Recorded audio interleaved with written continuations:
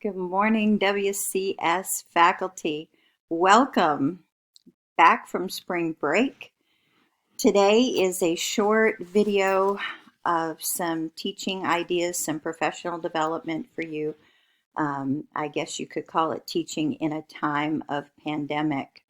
We are, first of all, here in this virtual teacher workday, and on behalf of the entire leadership team, we want to thank you. I hope that each of you enjoyed your spring break. We just know that you have stepped in and stepped up as we've moved in record time, really, to take our school to classes online, to teach remotely. And we could not be more proud of you and the way you have handled certainly this season of uncertainty. A few things as we move forward into this last few weeks of remote learning. Remember to go easy on yourselves and your students. The stressors of this season are more than many of us can even imagine. Many of our families, both parents have lost their incomes. In several cases, one device is being used by several students, and so there are a lot of stressors. Also during this time, you've either seen or we've sent you hundreds of resources for making this experience better for your students, for yourselves. And we've all been stretched. You can't possibly use them all. Don't feel like you need to. Pick the ones that work for you and save some of the others for another time. But one of the things we need to remember as we move into these last few weeks is found in Deuteronomy 31, 7, and 8. And I'll just share parts of the two verses. Be strong and courageous. It is the Lord who goes before you. He will be with you. He will not leave you or forsake you. Do not fear or be dismayed. And that's the message we need to leave with our students during this time as well, is that we're praying for them and that the Lord will be with them regardless of what they're facing. For some of us, we need to take some of this time to work on recertifying or upgrading our certification. We need everybody certified and ready to go before October when our annual report is due. And if you need CEUs, you can use My VPP on the Connexus site.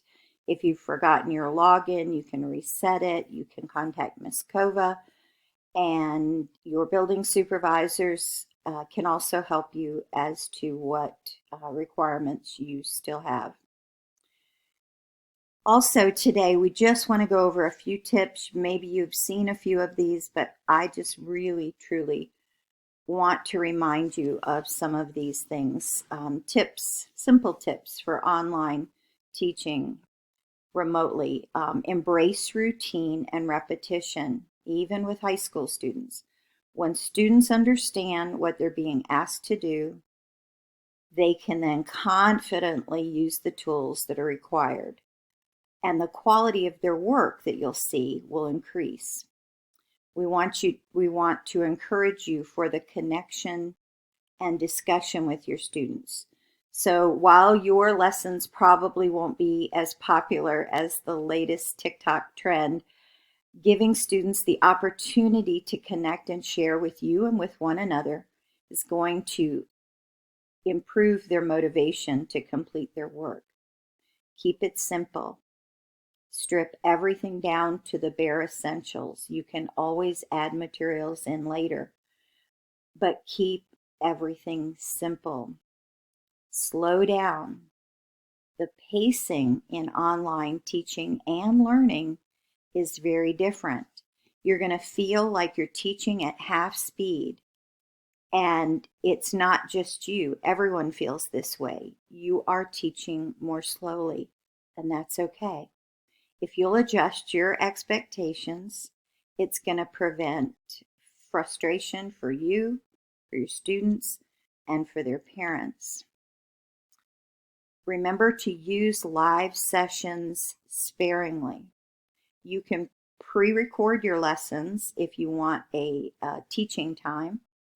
But live lessons delivered with Google Meet or Zoom or whatever media you're using, use it to connect with your students, and use other methods for instruction.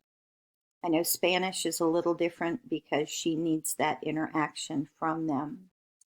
Also, remember all of your students who have learning differences. If it's hard for you to learn these tools, it's going to be hard for them to use these tools. If you're giving a lot of math problems, those students probably privately need to be told they can do fewer math problems or any type of assignments. Keep your kids with accommodations in mind. Don't speak to them on your live or video sessions. Don't single them out, but reach out by email or by phone call to their parents and work with them. For some of our kids with learning differences, their tendency would be for them to shut down. Very frustrating for them and for their parents. So remember your kids with accommodations. And then lastly, many of you have probably seen this particular quote while we have been in this time. But do we want to keep our students learning? Absolutely. But our level of rigor should not even attempt to be what it is in the classroom.